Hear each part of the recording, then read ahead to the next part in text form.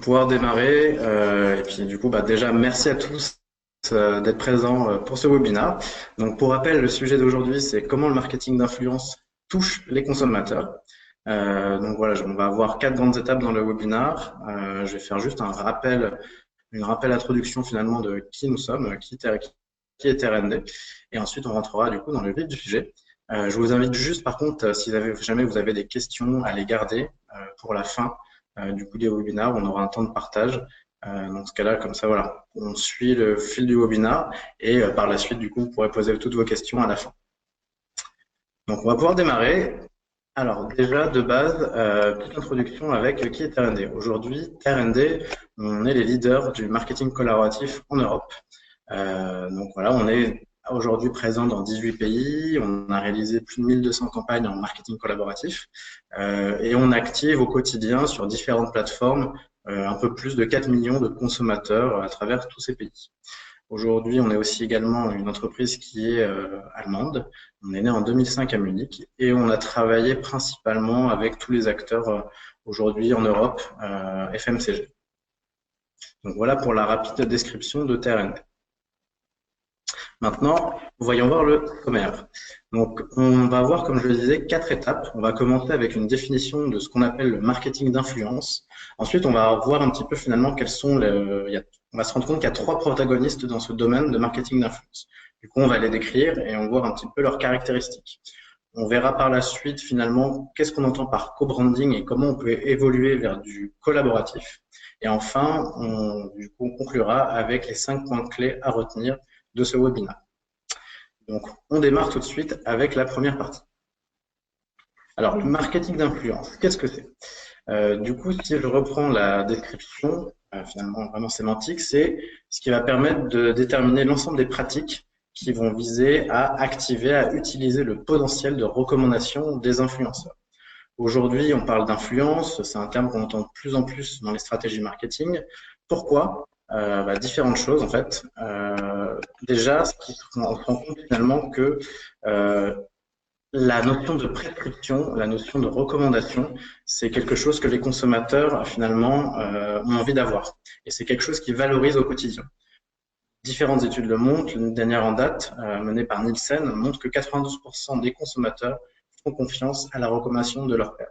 Donc c'est ce fameux bouche-oreille. Je pense qu'on est tous OK ici aujourd'hui pour se dire que on le fait tous nous au quotidien. On reçoit tous des messages finalement de recommandation, de bouche à oreille, et c'est quelque chose auquel on accorde du crédit. C'est quelque chose qui va même être plus fort souvent qu'un message publicitaire, qu'une communication classique d'une marque perdue par voilà, l'ensemble des messages de marque, parce que du coup, voilà, on va accorder vraiment du crédit à la parole qui est donnée par quelqu'un de membre de sa famille, un collègue, un ami.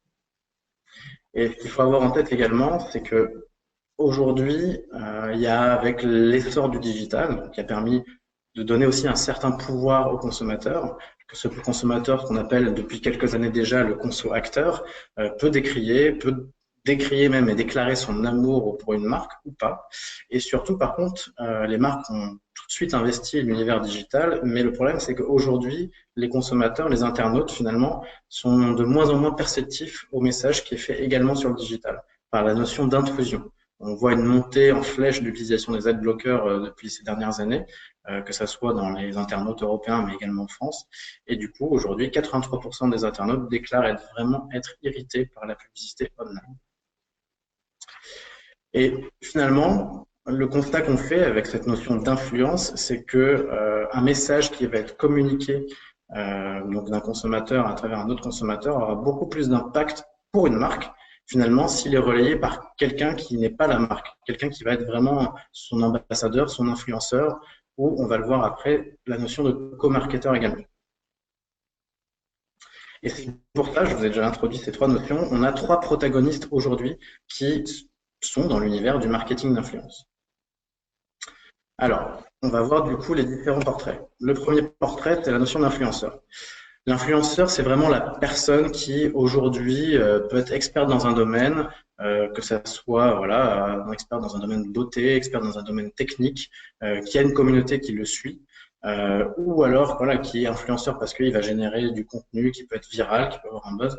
Donc là, vous avez mis l'image d'influenceur qui peut être plus ou moins connu, il s'appelle Cyprien, ça peut être une Enjoy Phoenix dans l'univers beauté, ça peut être des profils très technophiles qui ont vraiment sont reconnus par leur pairs, du coup, qui vont être tous les tests qu'ils vont faire, tous les messages clés qu'ils vont mettre en avant, vont être reconnus et appréciés de la part de leur auditoire. Et c'est des personnes qui peuvent être également généralement rémunérées. Quand ils vont chercher à faire de la recommandation, il y a souvent une contrepartie derrière, parce que du coup, la marque va pouvoir bénéficier de son aura et de son audience. On va avoir aussi la partie qui est ambassadeur. Ambassadeur, on va dire qu'aujourd'hui, il y a des ambassadeurs qui peuvent être déjà plus ou moins naturels pour une marque, parce que, je sais pas, ils ont, dans leur famille, on a toujours consommé cette marque-là, du coup, ils vont l'être naturellement, ils vont continuer de véhiculer ce message-là. Ça peut être un ambassadeur qui va être touché par une attention lors d'une expérience d'achat qu'une marque aura eu finalement à son égard, et du coup, il va devenir porte-parole, il va être fidèle auprès de la marque. Ça peut être également quelqu'un qui peut être incentivé. Des ambassadeurs peuvent recevoir des cadeaux pour expérimenter un produit, un service, et du coup pour relayer après finalement leur retour d'expérience et leurs recommandations auprès de leur entourage. Donc à la différence des influenceurs, on dirait que l'ambassadeur peut être soit vraiment motivé naturellement à la suite d'une expérience ou non, ou également peut avoir une notion d'incentive. Et ensuite, il y a une troisième partie qui va être la notion de co-marketeur. Et là, c'est quelque chose qui est un peu plus nouveau aujourd'hui. C'est comment finalement on va capitaliser directement sur les consommateurs pour en faire des personnes ultra engagées. Et comment on va réussir à faire ça? C'est finalement en les impliquant directement dans la stratégie finalement marketing des marques. C'est comme si on allait les considérer comme une extension des équipes marketing. Et c'est là où va être vraiment toute la différence. Et on va le voir du coup quels vont être ensuite les avantages et entre guillemets les certains inconvénients suivant les types de profils du coup qu'on a aujourd'hui dans le marketing d'influence. Alors maintenant, on va voir la troisième partie qui est comment on peut passer de la notion de co-branding à la notion de collaboratif. Alors aujourd'hui, ce qu'on appelle par co-branding, c'est vraiment comment, entre une marque et un individu, on va avoir finalement une relation un peu win-win. Chacune des parties va échanger sa visibilité. On l'a vu avec du coup cette notion d'influenceur, on a vu avec cette notion d'ambassadeur qui vont pouvoir effectivement avoir finalement une relation de voilà, je me présente ta marque à mon auditoire, je mets en avant le produit, le service. Très bien, donc c'est super. L'ambassadeur, l'influenceur va pouvoir avoir du coup une certaine aura supplémentaire, avoir quelque chose de plus à raconter à son auditoire, à ses followers, du coup à toutes les personnes qui le suivent au quotidien. Et en échange, la marque va effectivement rayonner, pouvoir toucher l'ensemble de cet auditoire avec la caution entre guillemets qualifiée, de qualité, si je puis dire, de l'influenceur ou de l'ambassadeur. Le collaboratif se place vraiment sur une autre dimension. C'est vraiment, comme on l'a vu, comment on va pouvoir considérer la personne à laquelle on va s'adresser et finalement l'intégrer au cœur de la marque, la faire participer finalement aux initiatives de la marque, aux décisions quasiment marketing de la marque et comment finalement on va à la limite tout de suite lui demander son avis. On ne va pas forcément lui demander de passer un message, il y aura un message, une finalité après de prescription à faire et on va surtout lui demander son avis, lui demander des retours et se nourrir de tout ça pour avoir une vraie collaboration et avoir une vraie synergie finalement d'échange qui va être limite encore un peu plus poussée et plus forte que la notion de co-branding. C'est vraiment là où on se place sur la notion de collaboratif, où le consommateur est valorisé, est activé et stimulé pour pouvoir du coup donner du feedback, donner du retour à la marque et ensuite après pouvoir générer de la prescription, du bouche à oreille, finalement voilà, sur les différents canaux. Alors comment on passe du co-branding au collaboratif? Aujourd'hui, qu'on constate, quand on place le premier niveau de personnes qui font partie du décor du marketing d'influence, c'est que l'influenceur va être, entre guillemets, au niveau minimum en termes d'engagement vis-à-vis d'une marque. Aujourd'hui, on l'a vu, il est souvent rémunéré, donc effectivement, ça lui apporte de l'aura, ça lui apporte quelque chose de raconter à son auditoire, mais il va peut-être faire ça entre 5 et 10 fois, 15 fois, voire 20 fois, suivant ses appétences, suivant les contrats, etc., finalement au quotidien, et l'engagement va pas forcément être énorme. Derrière, quand on va parler de la notion d'ambassadeur, on l'a dit au tout début, on a cette notion de personnes qui peuvent être ambassadeurs plus ou moins naturels, pas forcément rémunérés. Et du coup, l'engagement peut être déjà à un niveau un peu plus supérieur comparé à un influenceur. On va pas forcément, encore la marque va pas forcément lui demander son avis ou quoi que ce soit, parce qu'il n'y aura pas forcément ce point de connexion entre la marque et la personne. Mais du coup, s'il le fait de manière naturelle, il a un taux d'engagement qui est déjà correct. Derrière, quand il y a cette notion de rémunération qui intervient, effectivement, l'engagement va être un peu plus nourri, mais il peut y avoir déjà forcément une certaine appétence, une certaine envie de collaborer avec la marque. Et du coup, on est toujours sur un niveau d'engagement qui va être un peu plus supérieur aux influenceurs. Derrière, quand on va parler des co-marketeurs, là, on va vraiment partir du consommateur, entre guillemets, lambda. Et cette personne-là, du coup, va se sentir très valorisée de voir qu'une marque va s'intéresser finalement à son avis, à ce qu'il peut avoir comme perception vis-à-vis du produit, quels conseils, entre guillemets, il peut donner à la marque et comment finalement il va aider la marque à construire sa stratégie marketing et à faire qu'elle va performer. Et du coup, là, l'engagement va être décuplé comparé à la notion d'influenceur, à la notion d'ambassadeur. Il y a vraiment une considération qui est un peu inédite finalement, qui n'a jamais été faite auprès des consommateurs, de dialoguer avec eux en direct et de les impliquer dans la stratégie marketing de marque. Et c'est là où on va avoir finalement le plus d'engagement et le plus de collaboration. Et ce qui est vraiment important de retenir, c'est que cette influence, elle peut se traduire sur vraiment deux grands canaux. Le premier canal, ça va être toute la notion de ce qu'on appelle l'influence offline. C'est, on le disait tout à l'heure, le fameux bouche à oreille. Le bouche à oreille, il est vieux comme le monde et il se fait de conversation en conversation, de pair à pair. Mais il peut également être finalement diffusé sur la toile et travailler toute la notion finalement d'irréputation des marques. C'est vraiment important de l'avoir en tête parce qu'aujourd'hui, finalement, il y a 2 sur 3 des recommandations qui sont, comme je disais, effectuées dans la vie de tous les jours. Donc, le fameux bouche à oreille, ce qu'on appelle l'influence offline. Par la suite, on se rend compte que finalement, cette notion de bouche-oreille offline, avec l'essor du digital, aujourd'hui, quand quelqu'un va vouloir acheter un nouveau produit, etc., il va se renseigner sur Internet, il va regarder les avis, il va regarder des articles de blog, il va regarder des vidéos sur YouTube. Et tout ça, ça peut être stimulé à travers effectivement les 3 grands participants du marketing d'influence. Mais là, on va vraiment avoir finalement la prescription la plus forte, c'est quand on va aller toucher le consommateur pour avoir le plus d'authenticité possible. Et l'ensemble de ces paramètres-là va du coup permettre de proposer beaucoup d'avantages pour les marques. C'est ce qu'on va voir maintenant. Alors, quand on va avoir du coup un partenariat, une marque va avoir un partenariat avec un influenceur, un ambassadeur référent. Voilà, il y a souvent du coup un gros bénéfice pour la marque qui va être le reach, donc la portée, la visibilité, s'associer à un influenceur, un ambassadeur qui a une belle image de marque, qui correspond aux valeurs de la marque. Donc ça, c'est vraiment les bénéfices clés que la marque va pouvoir tirer de ce partenariat. La contrepartie, effectivement, ça peut, comme on le disait, être la notion de rémunération. Donc, il y a un budget partenariat qui est mis en place, il y a un traitement également IRP qui est aussi mis en place, et d'un point de vue aussi consommateur, il peut y avoir une certaine défiance vis-à-vis du message qui va être véhiculé par l'influenceur ou l'ambassadeur. Parce qu'on sait que c'est pas quelque chose qui va être forcément très naturel et qu'il y aura toujours une notion d'incentive ou de rémunération derrière le message qui va être passé par cette personne. Alors, quand on va activer les consommateurs, il va y avoir du coup différents bénéfices également. Le premier bénéfice, soyons clairs, c'est toute la notion d'authenticité, la crédibilité du message. On l'a dit, la prescription de consommateur à consommateur, c'est ce qui fait foi, c'est ce qui passe avant même les messages traditionnels, que ce soit la télé, le print, le digital, etc. Pourquoi? Comme on l'a dit, le bouche-oreille, on le fait tous au quotidien et on le reçoit tous et on l'accepte tous. Ça permet du coup de vraiment d'asseoir un message crédible, authentique et d'avoir un engagement des consommateurs qui soit beaucoup plus sur le moyen et le long terme. Ça, c'est vraiment très important. Et derrière même, en tant que déclencheur d'achat, vraiment avec cet angle business, bah, finalement, c'est ce qui peut générer, comparé à un message fait par un influenceur, un ambassadeur, immédiatement tout de suite plus de leads, plus de ventes.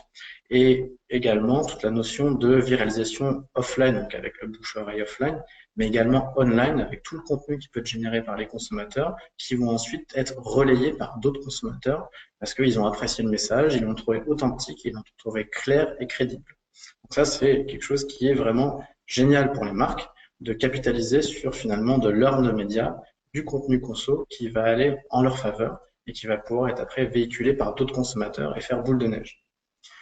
La contrepartie de cette mécanique-là, c'est qu'effectivement, bah, ça demande deux grands points qui vont être les ressources humaines. Activer, stimuler des consommateurs pour en faire des co-marketeurs, ça demande un engagement de la part de la marque. Ça demande du temps humain, du temps homme et aussi des moyens, notamment technologiques. Mettre en place des plateformes qui vont permettre pas de faire du one-shot, pour parler de cette notion d'engagement sur du long terme, capitaliser sur ces consommateurs, c'est voir sur finalement une durée à moyen et long terme. Faire un one-shot, c'est très bien, mais si on veut vraiment capitaliser sur le bouche-à-oreille à la fois offline et online, comment monter des communautés, comment finalement transformer ces consommateurs en vrais co-marketeurs, que ces personnes-là relaient et soient influents dans leur entourage et mettent en avant la marque sur du très long terme, il faut des moyens humains et technologiques pour pouvoir mettre en place la plateforme adaptée. Ça, comme on le disait, encore d'autres stats qui montrent que finalement, la recommandation des consommateurs, je vous l'ai dit tout à l'heure, c'est sûr que ça aura toujours beaucoup plus d'influence et beaucoup plus de crédibilité que finalement un message qui va être fait par des influenceurs. Alors, ça ne veut pas dire qu'il ne faut pas faire l'un plus que l'autre, c'est juste que les influenceurs, oui, c'est très bien, si ça correspond à votre image de marque, à vos objectifs à un moment donné, on peut tout à fait envisager de s'associer à un influenceur, un ambassadeur, moyennant rémunération. Par contre, c'est intéressant aussi d'activer dans ce cas-là les deux, de capitaliser à la fois sur un gros reach, un bel effet de communication, mais également après de capitaliser sur le moyen long terme, sur ces consommateurs, les impliquer vraiment dans votre stratégie marketing, leur demander leur avis sur vos services, sur vos produits, pourquoi pas même co-construire des nouveaux services, des nouveaux produits, et vraiment faire en sorte que eux soient impliqués et créer un lien émotionnel avec vos consommateurs pour du coup pouvoir générer du bouche à oreille dans la durée sur le offline, mais également sur le online. Alors, on arrive sur la fin du webinaire et on va maintenant revoir du coup les 5 points à retenir sur le marketing d'influence. Alors aujourd'hui, on l'a dit, le marketing d'influence est vraiment en pleine mutation grâce notamment à l'essor du digital. Il y a des nouveaux protagonistes qui sont arrivés. On a parlé des influenceurs avec l'arrivée des réseaux sociaux, des YouTube, des Instagram, des Twitter. Aujourd'hui, beaucoup de personnes qui avant étaient un peu des nobody ont une influence. Et les marques s'en rendent compte et du coup cherchent à s'associer avec ces personnes. Sont d'influenceurs, mais peuvent être également aussi des ambassadeurs. On l'a dit, vraiment, dans ces 3 types de protagonistes, les influenceurs et les ambassadeurs sont des personnes qui vont avoir des rôles complètement différents. Et du coup, influenceurs, ambassadeurs vont souvent être connotés avec une rémunération à la clé, vont avoir du coup une belle image à proposer aux marques, un gros reach important, mais le pendant de tout ça, c'est quid de la notion de légitimité et de crédibilité finalement sur la durée. Et c'est là où interviennent les notions de co-marketeurs, où ces personnes-là, les co-marketeurs, sont finalement vos consommateurs du quotidien. C'est des personnes qui du coup vont rentrer en connexion avec vous et vont chercher à échanger avec vous et vont se sentir valorisés si vous allez vers eux et si vous les impliquez finalement dans votre stratégie marketing. Et c'est ce qui va apporter du coup de la légitimité, de la crédibilité aux messages qui vont ensuite être véhiculés à la fois dans le offline, dans la conversation de tous les jours, le fameux bouche à oreille, mais également sur le online avec tout le contenu qu'ils vont pouvoir publier et travailler votre e-réputation. Et tout ça, ça permet vraiment d'avoir un fil qui va passer du co-branding, où on va avoir souvent l'influenceur, l'ambassadeur, avec un niveau d'engagement, comme on l'a vu, qui peut être présent, mais pas forcément très décuplé, et la notion de collaboratif, où là, on va vraiment avoir du coup un engagement beaucoup plus fort, beaucoup plus intense de la part surtout des consommateurs que vous allez valoriser parce que vous allez vraiment les placer au cœur de votre stratégie marketing.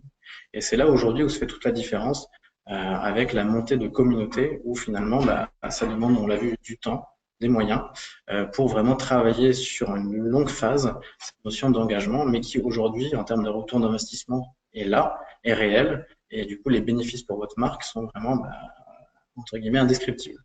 Et petit rappel, comme je le disais, on est vraiment sur pas tout est blanc, tout est noir. Les deux, en termes d'influenceurs, ambassadeurs, peuvent être très bien dans une stratégie, si ça correspond vraiment à votre objectif et à votre image de marque. Après, ayez vraiment en tête qu'il ne faut pas forcément délaisser les consommateurs, bien au contraire, parce que c'est eux qui vont avoir le plus d'engagement pour votre marque et apporter le plus de crédibilité et d'authenticité. Donc, il faut vraiment voir ça comme complémentaire. Après, à vous, en tant que marque, piloter votre stratégie. Mais l'idéal, la recommandation idéale, ce serait vraiment d'associer les deux. On arrive à la fin du webinaire. Donc, est-ce que maintenant, vous avez des questions? à poser. Et après, je terminerai avec juste une petite annonce. Mais du coup, si vous avez des questions, je suis tout oui.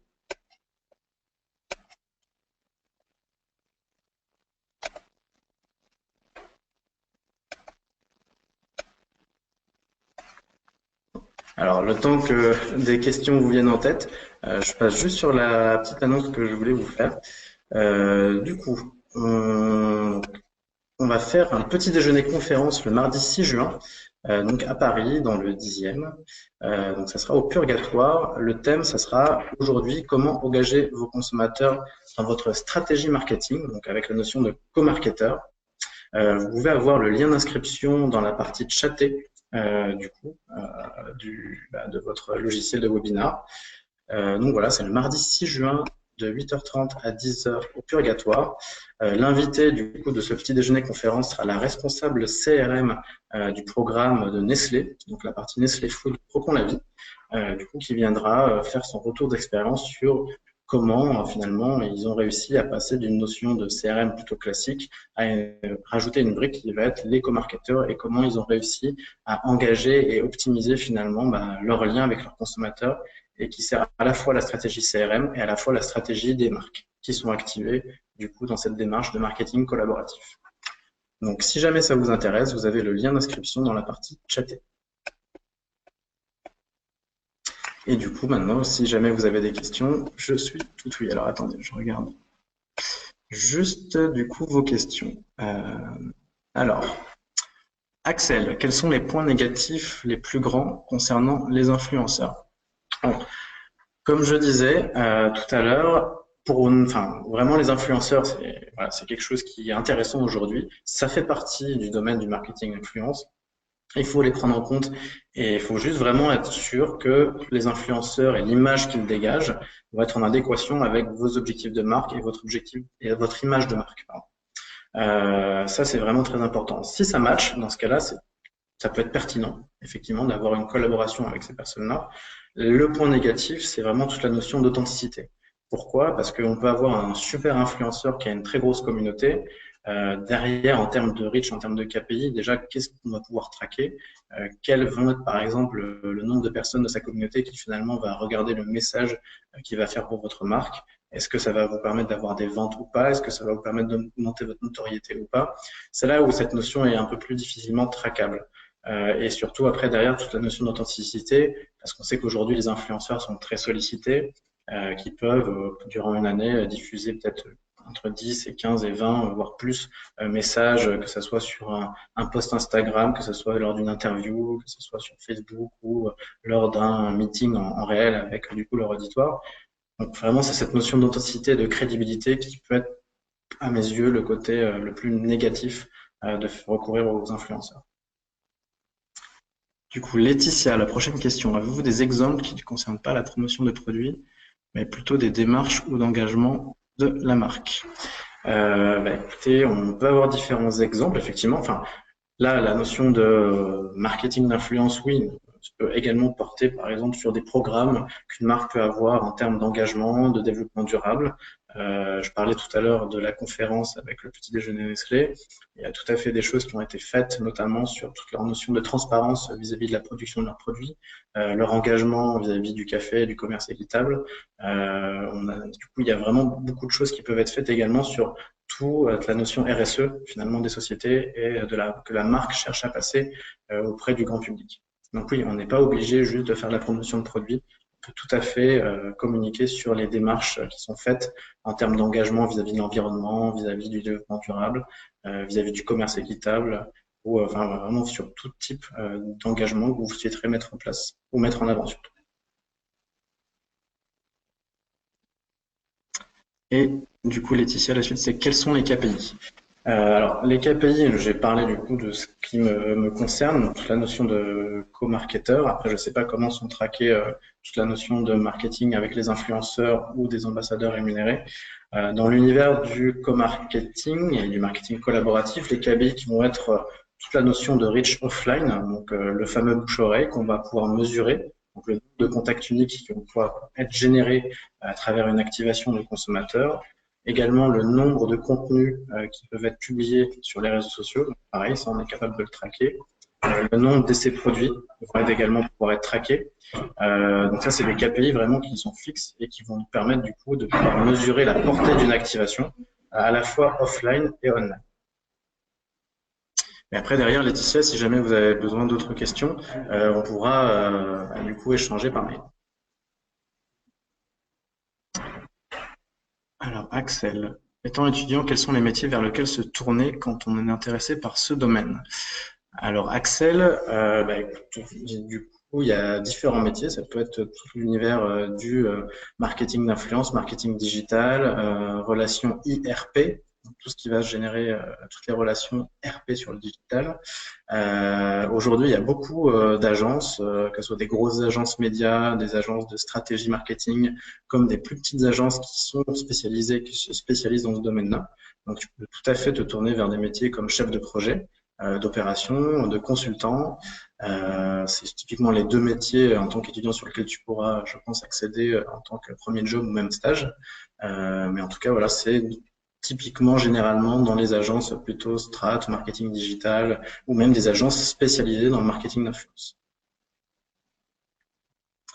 Maxence, pour assurer une image la plus transparente et la plus honnête possible, comme marketeur. Alors, oui, effectivement. En termes, enfin, c'est vraiment, du coup, c'est juste de la logique. C'est juste que si une marque souhaite avoir un message clair, authentique, transparent, déjà, de base, les personnes qui vont devoir activer, idéalement, il ne faut pas les rémunérer. Parce que d'une part, ça va biaiser leur retour, parce que du coup, si, enfin, entre guillemets, ils espèrent de nouveau avoir une rémunération, ils vont dire que des choses positives, etc. Et ça va se voir, ça va pas être crédible, ça va pas être authentique, ça va pas être naturel. Donc ça, limite, idéalement, on pourrait avoir un partenariat avec un influenceur très connu, mais sans rémunération. Et là, en termes de reach, etc., ça serait génial et le message serait un peu plus crédible. Mais il faudrait que, dans ce cas-là, l'influenceur le dise ouvertement à son public. Après, la notion de co-marketeur, c'est différent dans le sens où, effectivement, ils ne sont pas rémunérés, mais surtout, on va activer des vrais consommateurs. Et aujourd'hui, toutes les marques souhaitent se rapprocher de leurs consommateurs, avoir leur feedback, se nourrir finalement de toute cette data que les consommateurs vont pouvoir leur apporter pour pouvoir, d'une part, se renouveler, repenser leur communication, réfléchir à des nouveaux produits, à des nouveaux services, etc. Et surtout, grâce à cette activation des consommateurs, on va pouvoir générer effectivement de l'influence qui va être crédible, qui va être authentique, parce que ça va être finalement des vrais retours d'expérience de consommateurs. Ça va être quelque chose qui peut être même des fois pas forcément toujours idyllique et que positif. Il peut y avoir des remontées un petit peu critiques, entre guillemets, mais qui sont constructives. Et il faut juste que la marque soit prête à l'accepter, parce que c'est de ça dont elle va se nourrir, et c'est surtout ça qui va apporter de la crédibilité à l'ensemble des actions qui vont être faites par les consommateurs sur les réseaux sociaux, sur le digital, mais également dans la vie de tous les jours. Et parce que, oui, tout ne peut pas toujours être tout rose. Et du coup, il y a un consommateur, finalement, la meilleure, entre guillemets, review qui peut être faite sur Internet par un consommateur, ça va être de dire du positif, mais également pouvoir dire, moi, j'ai expérimenté le produit, par contre, j'aimerais bien voir ça améliorer. Ça apporte vraiment de la crédibilité et cette caution d'authenticité.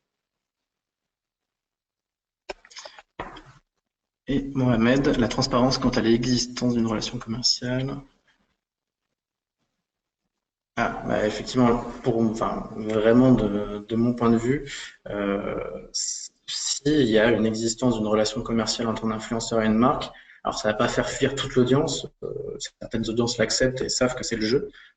Par contre, oui, c'est sûr que la portée du message va être forcément dénaturée et du coup la crédibilité également va être un petit peu dénaturée. Après, je ne sais pas si aujourd'hui il y a des statistiques qui sont faites sur un message émis par un gros influenceur.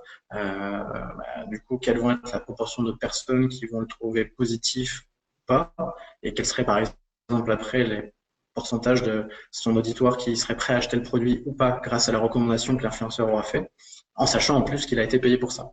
Ça, je ne sais pas si aujourd'hui il y a des stats qui existent. Je serais curieux en tout cas de les connaître. Mais oui, c'est sûr que forcément, ça aura pas tendance, je trouve, en tout cas selon mon opinion, à rassurer du coup le message qui va être véhiculé par la marque. Après, voilà, c'est vraiment comme je disais tout à l'heure, c'est des stratégies. à voir si une marque souhaite s'associer à un influenceur qui correspond à ses valeurs, qui correspond à le message que la marque souhaite passer à un instant T. Et dans ce cas-là, très bien qu'ils y aillent. Et c'est le jeu, ça fait vraiment un travail de communication. Il n'y aura pas forcément une notion de retour sur investissement à avoir derrière. C'est vraiment juste de l'image et de la com. Et c'est pour ça qu'il faut vraiment aussi garder en tête de s'adresser à ces vrais consommateurs, à ces entre guillemets influenceurs du quotidien, parce que finalement c'est eux qui achètent les produits, qui vont pouvoir générer du bouche à oreille et potentiellement recommander à leur entourage d'acheter également ce produit ou d'utiliser également ce service-là. Et parce que c'est eux finalement le nerf de la guerre des marques. C'est les consommateurs, c'est les shoppers. Et ça, il ne faut pas l'oublier. Et du coup, c'est bien de pouvoir s'adresser et de les impliquer directement dans les stratégies marketing.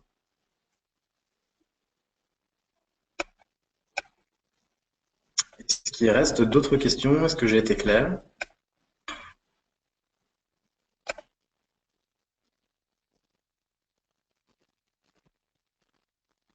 C'est clair, merci Mohamed. Merci Axel.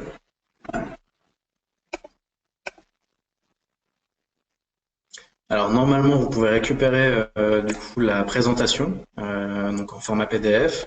Pareil, si vous êtes intéressé et que le sujet de la conférence du coup, a fait tilt, dans ce cas-là, n'hésitez pas à vous inscrire via le lien qui est dans la partie chatée. Écoutez, merci encore en tout cas pour votre disponibilité, m'avoir accordé un petit peu de votre temps. Et je vous dis à très bientôt pour un prochain webinar. S'il y a encore des dernières questions, n'hésitez pas et j'y répondrai. Sinon, je vous dis à très bientôt.